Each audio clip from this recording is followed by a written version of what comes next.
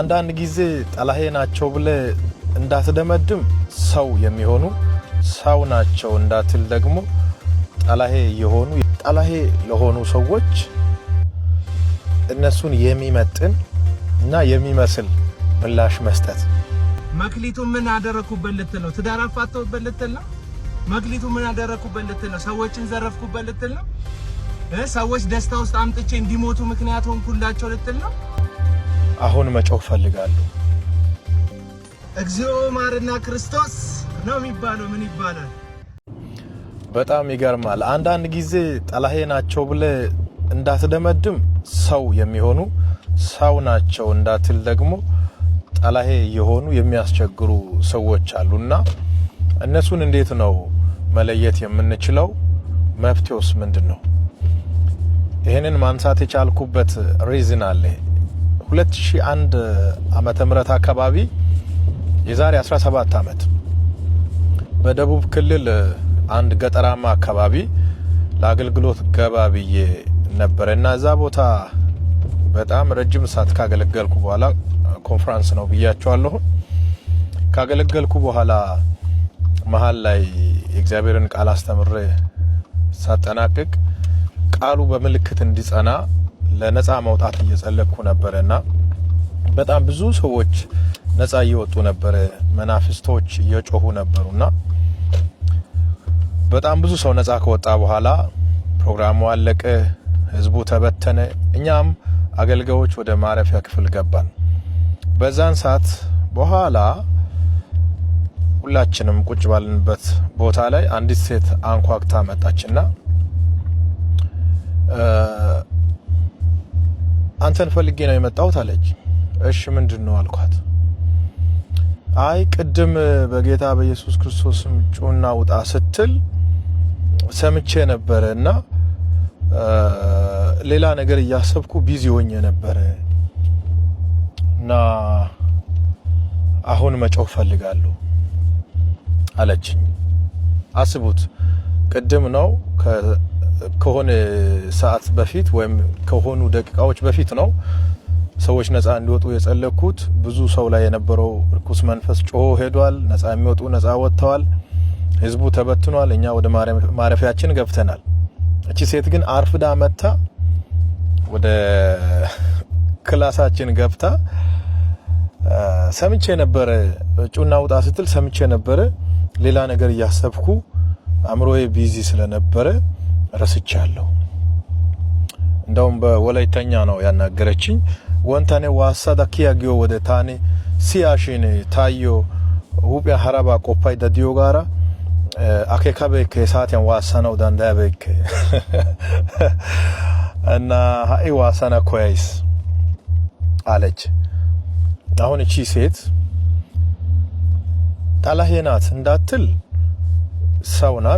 ሰው ናት ብለ እንዳትወስድ ደግሞ ቅድም ስታዝዝ ሰምቼ ነበር። አሁን ግን ማነው ቅድም ስታዝዝ ሰምቼ ነበር።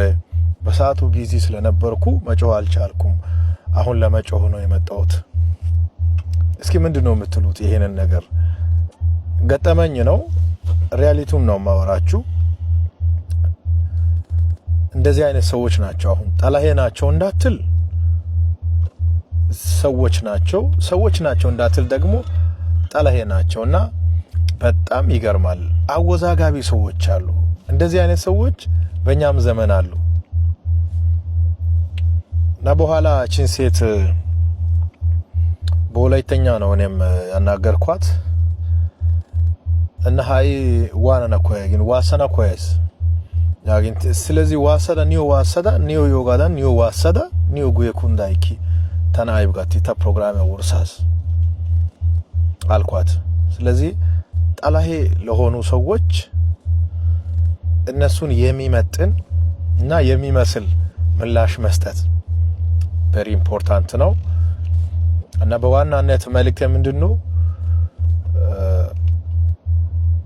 ሰው ናቸው ብለ እንዳትቀበል። ከሰው ወጣ ያለ ነገር አላቸው። ሰው አይደሉም እንዳትል ደግሞ ሰው ናቸውና እንደዚህ አይነት ሴት ወይም ሰው ምንድነው የምታረጉት? የእናንተ ውሳኔ ተባረኩ። እስኪ ሁለተኛው ላይ እንገናኛለን። ታንክ ዩ። ተጠይቀን ማናቀው ግን ከጊዜ በኋላ የማይቀጥ ጥያቄ የማስበው አንድ ነገር አለና ለመጀመሪያ ጊዜ ከኢየሱስ ጋር ፊት ለፊት ስናወራ ሊያንሳ ከሚችለው ጥያቄዎች ውስጥ አንደኛ ጥያቄ ምንድነው ቢያስብ ያውቃል። እንግዲህ ወይ ከመጣ ወይ ከሄደ ለመጀመሪያ ጊዜ ልክ ሲያገኘኝ ምን አይነት ጥያቄ ሊያቀርብ ይችላል ቢያስብ ያውቃል። ትዳሪ እንዴት ነበር አይልም። እንዴት ነው ሰዎች አስጨንቁ አሳዘኑ፣ ኑሮ ተመቸ ያልተመቸ፣ መኪና አለ ቤት አለ የሚል አይመስለኝም። ግን እንደዚህ አይነት ጥያቄ ያለ ይመስለኛል። የሰጠው መክሊት ምን አደረገው ይሄ ጥያቄ እንዳለ አስባለሁ። ምን አክፍ ያማረው። ስለዚህ አንድ ሰው ቦታውን ካወቀ ድርሻውን ካወቀ እኔው ነብይ ለሞን ቴዎሎጂ ተምሬ እንትን ብዬ አስቤ ምናምን በቃ ታግዬ ሳይሆን ቦታን በማያሻማ ትንቢት በማያሻማ ሁኔታ ያንተ ቦታ ይሄ ነው ብሎ ተናገረኝ። ቦታው ላይ ካለው ቦታው ላይ መቼ ይችላል። ግን ምን ጀምሬያለሁ፣ የት ደርሻለሁ፣ የት ነው የሚሄደው የሚለው መንገድን ስላወቁ በጉዞዬ ላይ ስላለው በመንገዴ ላይ ስላለው በዚህ ደግሞ ባለው ስራ ላይ ፍሬያማ መሆን የግድ በመሆኑ ጭምር እያገለግልኩ ነውና ጉዞ ወደዛ በመሆኑ ለበርካታ ሰዎች ለቅድም አንተ እንዳልከው ስኬት ምንድነው ውስጥ ለምን መልስ መስጠት ነው።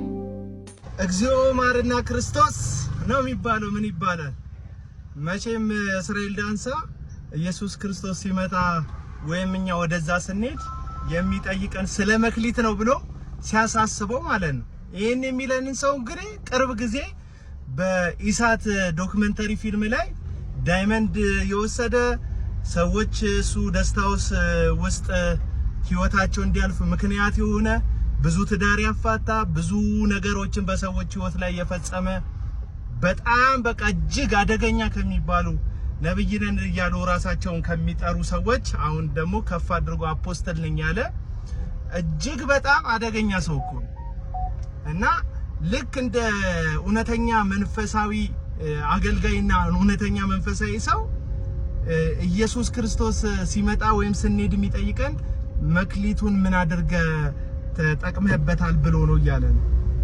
በጣም ነው የሚገርመው። ለመክሊት የሚያሳስበው ሰው የዚህን ምድር ግሳንግስ እየወሰደ ድሆችን እየበደለ በጣም ምስኪን ሰዎችን እያስለቀሰ የራሱን ካዝና እያሳበጠ የብዙ ሰዎች ትዳር የብዙ ሰዎች ህይወት አይበጠብጥም እኮ እና አሁን አንተ ምን ብለህ ልትመልስለት ነው? ኢየሱስ ክርስቶስን ፊት ለፊት ብታገኘው መክሊቱን ምን አደረኩበት ልትል ነው? ትዳር አፋተውበት ልትል ነው? መክሊቱን ምን አደረኩበት ልትል ነው? ሰዎችን ዘረፍኩበት ልትል ነው? ሰዎች ደስታ ውስጥ አምጥቼ እንዲሞቱ ምክንያት ሆንኩላቸው ልትል ነው? በጣም ደፋር ነው። ያልተሳካለት ሰው ስለ ስኬት ሲጠይቅ እንደዚህ አይነት የተሳሳተ መልስ ነው የሚመልሰው ወዳጆቼ።